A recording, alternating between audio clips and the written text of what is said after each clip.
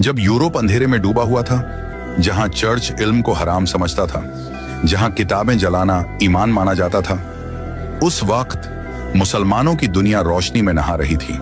Baghdad की गलियों में कलमों की आवाज गूंजती थी, दमिश्क की मस्जिदों में गणित पढ़ाई जाती थी, काहिरा की लाइब्रेरीज में तारों का नक्शा बनाया जा रहा था, और अंदलुस स्पेन में मुसलमान बच्चे तारीख, फिजिक्स और तफसीर एक साथ पढ़ते थे।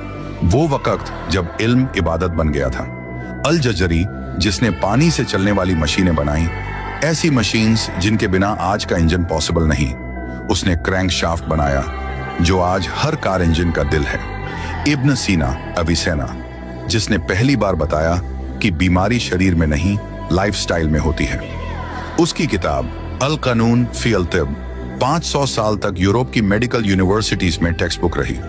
अल ख्वारिज़मी, जिसने अलजब्र से अलजीब्रा बनाया और पहली बार दुनिया को बताया कि नंबर्स सिर्फ गिनती नहीं, लॉजिक भी हैं।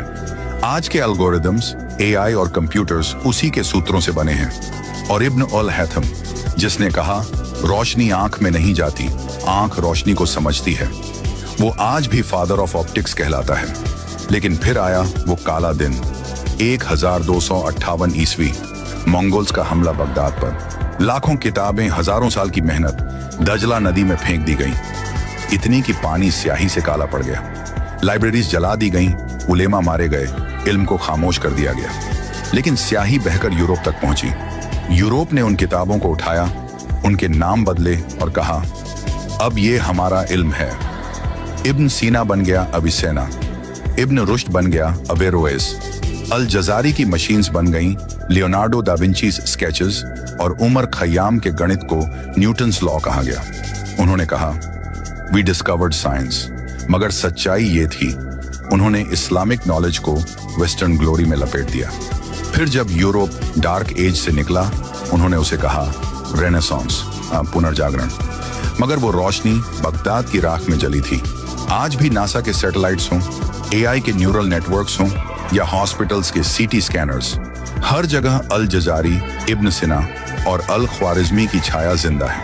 बस फर्क इतना है, अब किताबों के कवर पर उनके नाम नहीं बल्कि वेस्टर्न नेम्स की मोहर लगी है। लेकिन सच्चाई मिटाई नहीं जा सकती। वो हर मशीन के गियर में घूम रही है, हर एल्गोरिदम की कैलकुलेशन में धड़क रही है, और हर रोशनी की किरण में चमक रही है, जो कहती है साइंस की रूह इस्लाम से निकली थी। अब वक्त है कि हम फिर से उस रोशनी को पहचानें जिसे सदियों से छिपाया गया, ताकि आने वाली नस्लें भूल जाएं कि इल्म एक इबादत था।